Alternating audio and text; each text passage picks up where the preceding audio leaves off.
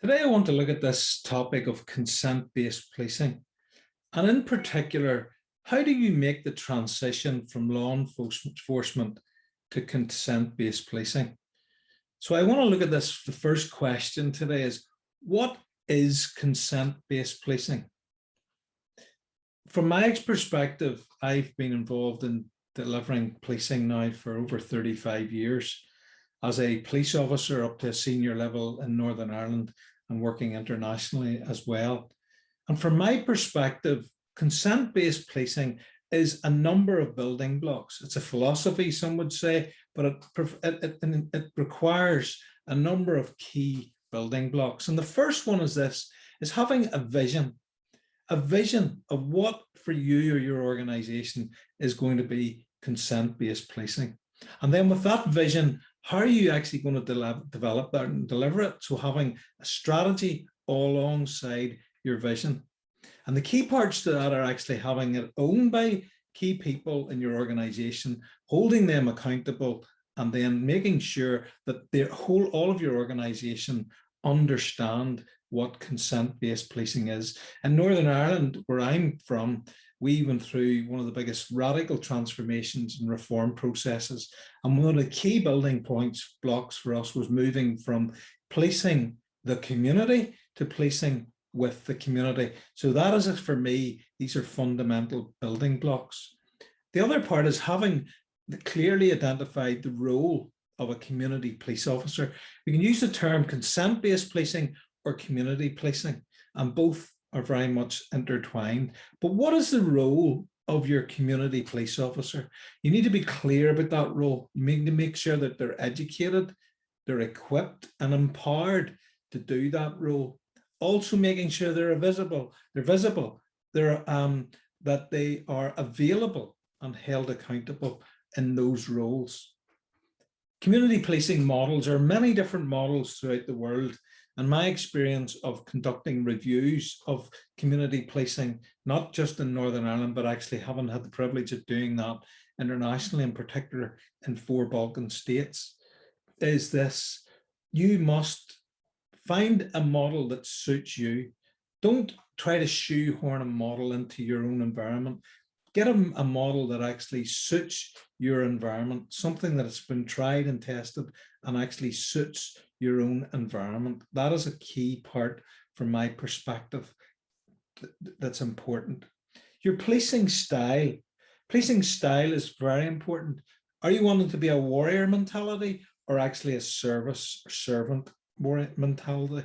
And I think the servant mentality is so important. Your policing style, visible with purpose, being responsive to the needs of community, engaging with communities, engaging with partners, being sensitive to the communities that you're policing.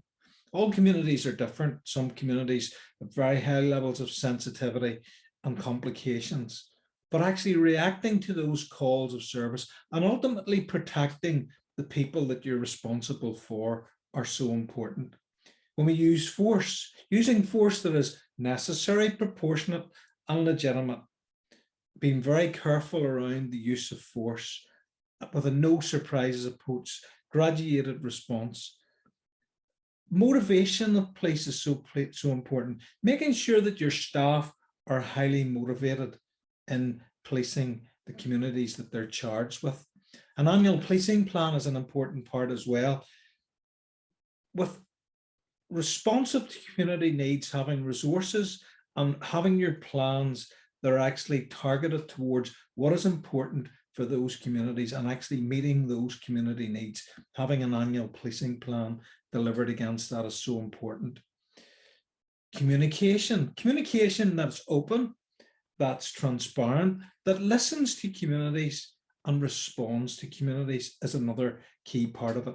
Prevention, we hear the old term in policing, prevention's better than cure, but actively trying to prevent and work towards prevention along with others and along with communities is an important building block.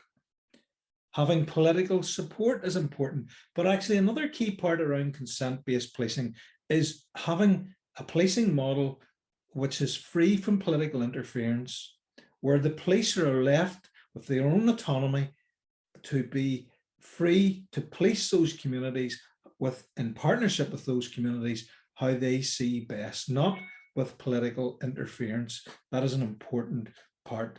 You've heard me mentioning partnership working. Partnership working is fundamental, where we police together, joined up policing, joined up thinking, joined up resources, sharing knowledge and working together.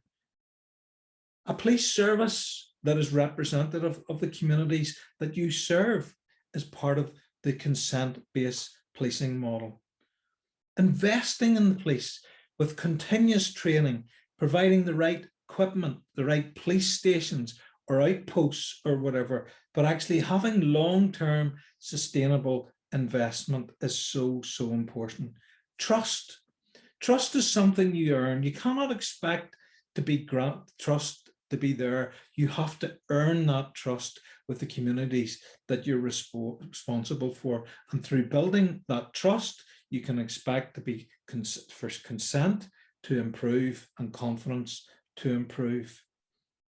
Being accountable to communities, being governed by those communities is so important.